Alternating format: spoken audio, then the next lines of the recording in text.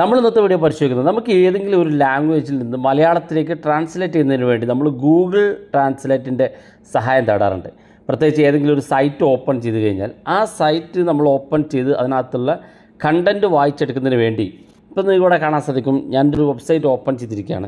ഇതിനകത്തുള്ള ഈ കണ്ടൻറ്റ് എനിക്ക് മലയാളത്തിലേക്ക് വായിച്ചെടുക്കുന്നതിന് വേണ്ടി ഒന്നുകിൽ ഇത് കോപ്പി ചെയ്ത് നമുക്ക് ഗൂഗിൾ ട്രാൻസ്ലേറ്റിൽ പോയി മലയാളം അതിൻ്റെ ട്രാൻസ്ലേറ്റ് നോക്കണം. എന്നാൽ ഗൂഗിൾ ട്രാൻസ്ലേറ്റിൽ കൊണ്ടുപോകാതെ നമുക്ക് രണ്ട് മെത്തേഡ് ഉപയോഗിച്ചുകൊണ്ട് ഈ വെബ്സൈറ്റ് നമുക്ക് മലയാളത്തിലേക്ക് ട്രാൻസ്ലേറ്റ് ചെയ്യാൻ സാധിക്കും. വളരെ യൂസ്ഫുള്ളാണ്.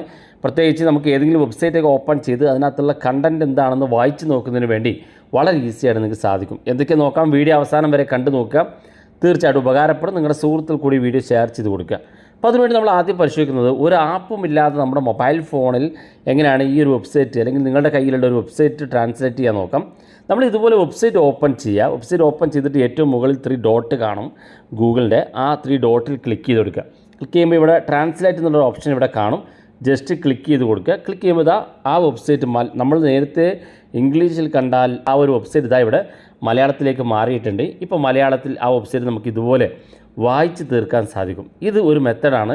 ചില വെബ്സൈറ്റുകൾ ഇത്തരത്തിൽ നമുക്ക് ഓപ്പൺ ചെയ്യാൻ സാധിക്കില്ല. അങ്ങനെ വരുമ്പോൾ നമുക്കത് രണ്ടാമത്തെ ഒരു മെത്തേഡ് ഉണ്ട്, അത് ഉപയോഗിച്ച് നോക്കാം. അതിനുവേണ്ടി നമുക്ക് ചെറിയൊരു ആപ്പ് ആവശ്യമാണ്. ആപ്പ് ഡൗൺലോഡ് ചെയ്യാനുള്ള ലിങ്ക് ഡിസ്ക്രിപ്ഷനിലുണ്ട്. അതിൽ ക്ലിക്ക് ചെയ്തോടെ നിങ്ങൾക്ക് ഡൗൺലോഡ് ചെയ്യാൻ സാധിക്കും. നമുക്ക് നമ്മുടെ സ്ക്രീനിൽ വെച്ചുകൊണ്ട് തന്നെ അത് ട്രാൻസ്ലേറ്റ് ചെയ്യാൻ സാധിക്കും. നമ്മൾ ആപ്പ് ഓപ്പൺ ചെയ്യുമ്പോൾ ഇതുപോലെ കാണിക്കും. ഇവിടെ ഏറ്റവും മുകളിൽ ഇൻഡു ബട്ടൺ ക്ലിക്ക് ചെയ്തുകൊണ്ട് ഇതൊക്കെ ക്ലോസ് ചെയ്യുക. ശേഷം പെർമിഷൻ അലോ ചോദിക്കും. പെർമിഷൻസൊക്കെ അലോ ചെയ്ത് കൊടുക്കുക. ഇവിടെ നമുക്ക് ഇംഗ്ലീഷിൽ നിന്ന് ഇംഗ്ലീഷിലോട്ടാണ് ഇവിടെ നിലവിൽ കാണാൻ സാധിക്കുക. ഇംഗ്ലീഷിൽ നിന്ന് മലയാളത്തിലേക്ക് ട്രാൻസ്ലേറ്റ് ചെയ്യണം. അതിനുവേണ്ടി ഇംഗ്ലീഷിൽ നിന്നുള്ള രണ്ടാമത്തെ ഭാഗത്ത് ക്ലിക്ക് ചെയ്ത് ഇവിടെ മലയാളം സെലക്ട് ചെയ്ത് കൊടുക്കുക. ഇവിടെ ഇംഗ്ലീഷിൽ നിന്ന് മലയാളത്തിലേക്ക് ട്രാൻസ്ലേറ്റ് ചെയ്യാൻ വേണ്ടി ഇത് സെലക്ട് ചെയ്തു. അതിനുശേഷം ഏറ്റവും മുകളിൽ റെഡ് മാർക്ക് കാണും. ഇത് നമ്മൾ ഓഫ് എന്നായിരിക്കും കാണാൻ സാധിക്കുക.